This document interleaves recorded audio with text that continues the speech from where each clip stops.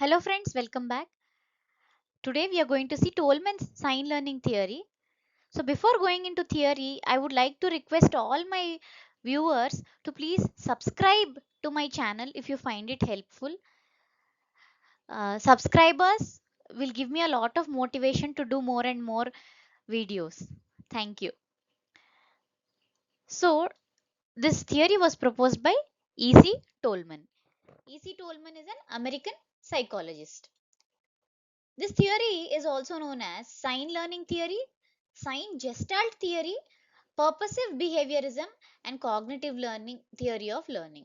It was developed between 1932 to 1948. So Tolman he rejected the idea that learning is just merely a connection between stimulus and response. So he rejected the idea of stimulus response theory.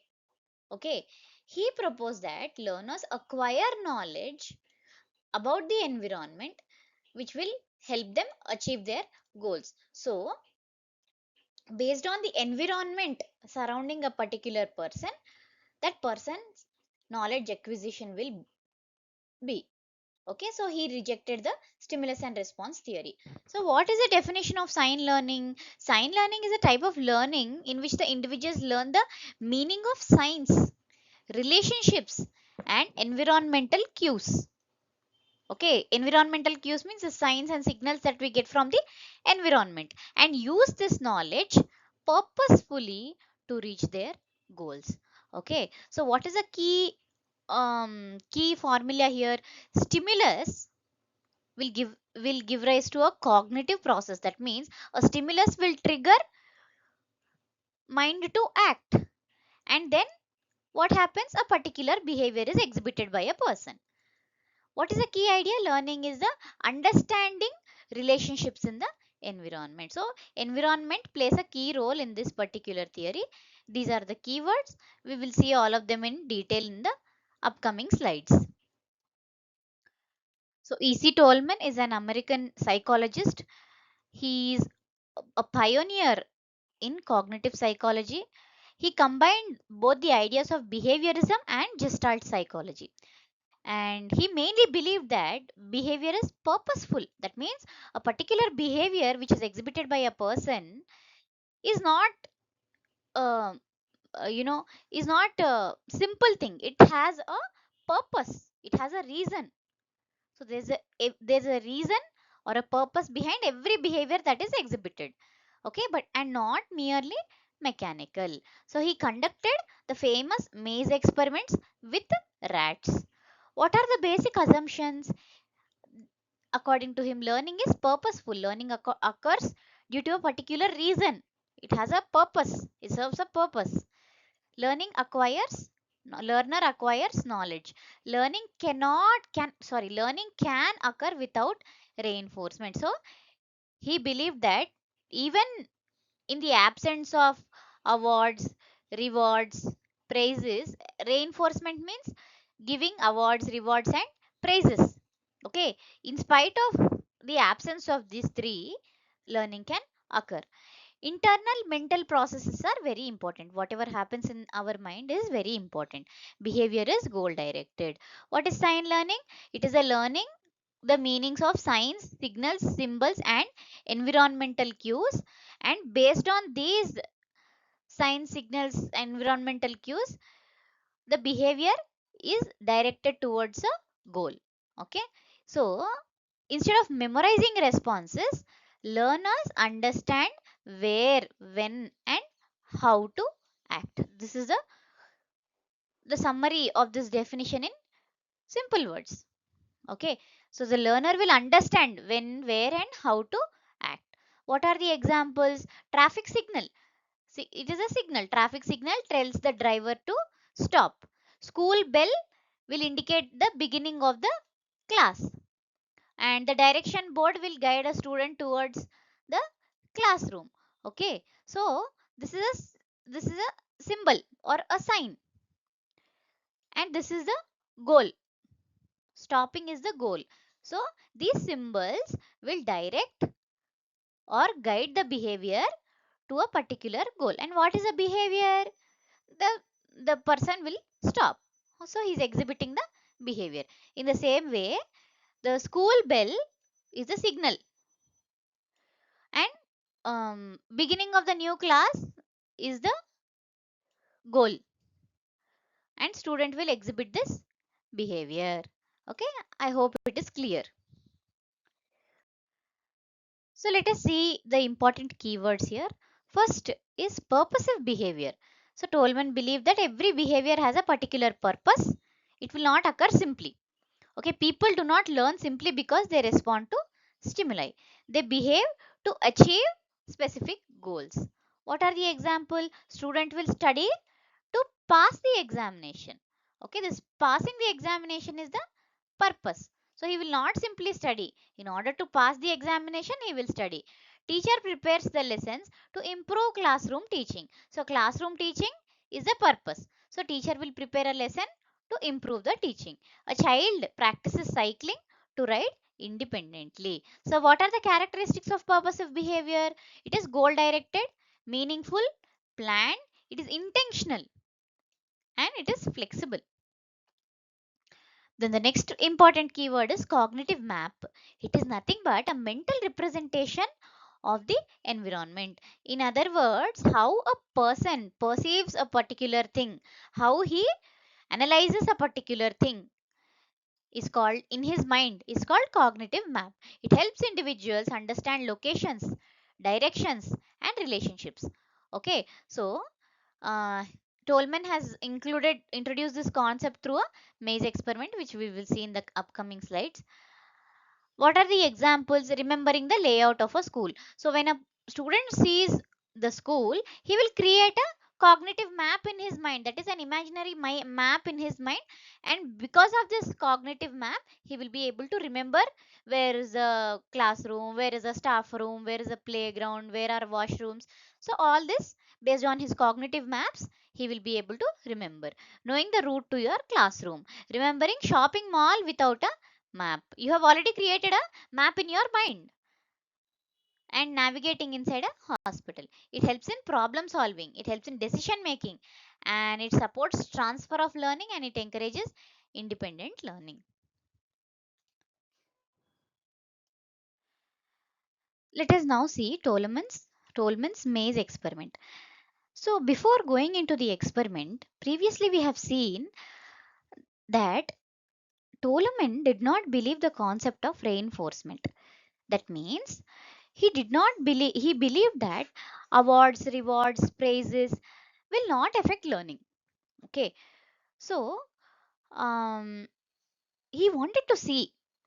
He has taken rats in this particular experiment, and he wanted to see, can the rat learn something even when there is no reward, when it is not being rewarded. So the main aim of this experiment is to study this particular concept. Can an animal, okay, I'm repeating again, can an animal learn something, learn anything when it is not, even when it is not being rewarded? Okay, so what Tolman did, he constructed a maze. Maze is nothing but a kind of a puzzle. Okay, it has a starting point and it has an end point. The animal should go to the end point, but in its way it will have lot of obstructions, lot of barriers. That path will not be straight. Okay, so the animal has to cross all these hurdles and barriers and reach the goal. So near the goal food was placed. Okay, and the animal, the rat, was kept at the starting point. Okay, so Tolman wanted to see if the rat will reach the end point by hit and trial method, that if one path is blocked it will simply go to the other path. Will it go via hit and trial method or random method, or will it create a cognitive map of the entire maze? Okay, he also wanted to see this particular thing. So what he did, he used three groups of rats. Okay, so in the group 1 they received food every day. That means they were being rewarded every day with food. Food is a reward here. So they are being rewarded from the beginning. Okay, so these rats, so you see the observation, these rats which received food every day, um, they successfully reached the goal. You see here, gradually improved. That means group 1 was successful in reaching the goal. Okay, now let's say group 2. Okay, so in group 1 what happened? The group 1 rats gradually explored the maze and they made mistakes initially. They made, as they were crossing every obstacle, the mistakes reduced, and then they have finally reached the goal. Now what happened to group 2? These group 2 rats, they received no food. Okay, now what happened? They did not show dramatic performance in reaching the goal. That means they were exploring the maze and they were becoming familiar with the paths, but they did not have any food. That means they did not have any reward. So they did not have any motivation to demonstrate whatever they have learned. Though they have learned the path of the maze slowly, since there is no reward, they are not showing interest or motivation. See, they learned the maze. You can see here in the observation heading, under the observation heading, they learned the maze, but they showed little motivation since there is no reward. Okay, since group 1 were being rewarded every day, they showed lot of motivation and they reached the goal. And they also remembered the path. They created one cognitive map of the path in their mind. But group 2 did the opposite. Now group 3 is very important, okay? Since initially they did not receive food, but after several days they were being given with food. So what happened in them? Initially, when food was not there, that is, the reward is not there, they did not learn anything. Okay, but later on, when reward was given, they started, they showed drastic improvement. Okay, they suddenly performed well when food was introduced. So, what did Tolman conclude from this?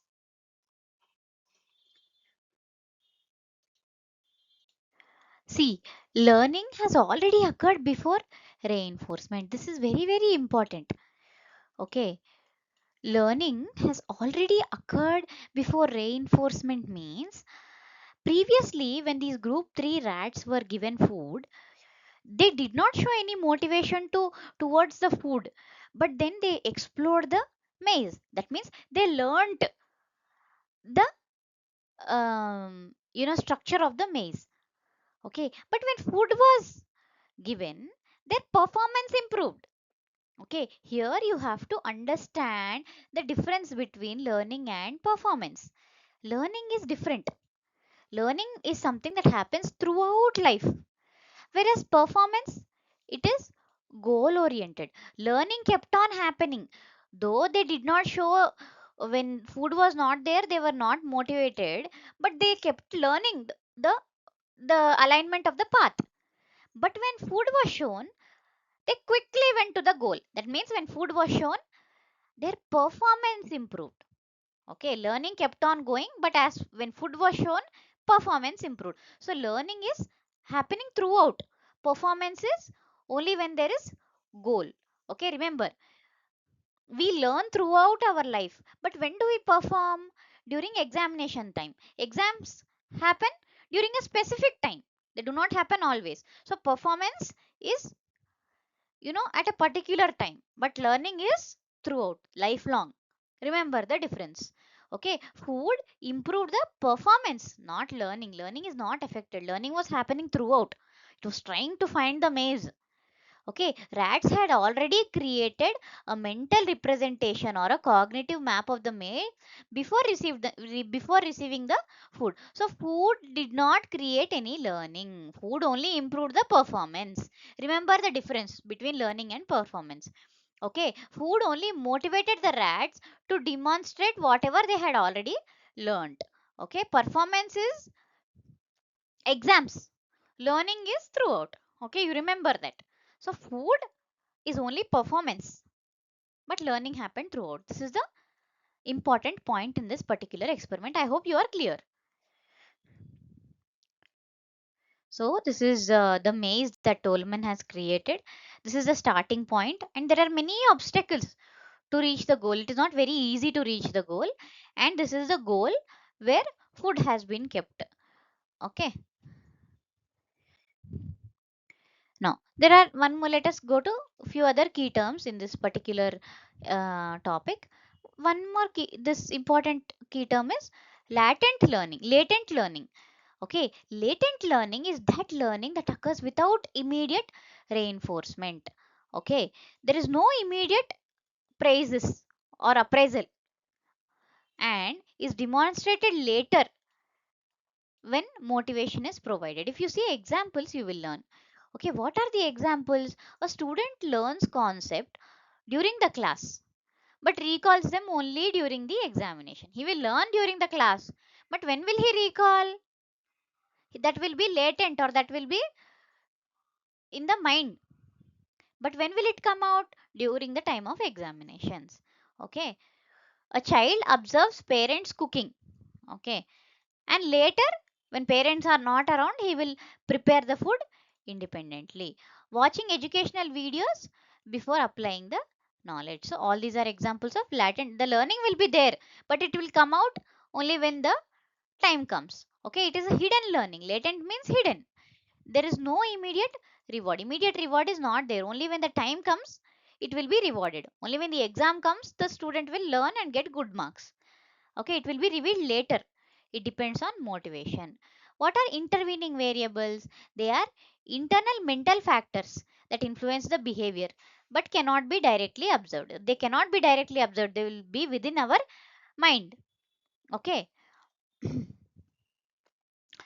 Example: motivation, expectations, intelligence, hunger, attention, emotions, and previous experiment experiences. So all these are intervening variables which are not seen outside. Like for example, emotions. Emotions we cannot, sometimes, most of the times we do not display it outside. We keep it within us, but they will be affecting whatever work we do. Okay. So this explains why different individuals behave differently in same situations. Okay, there is a same situation like examination. One individual will behave, one individual will be very confident to write the exam.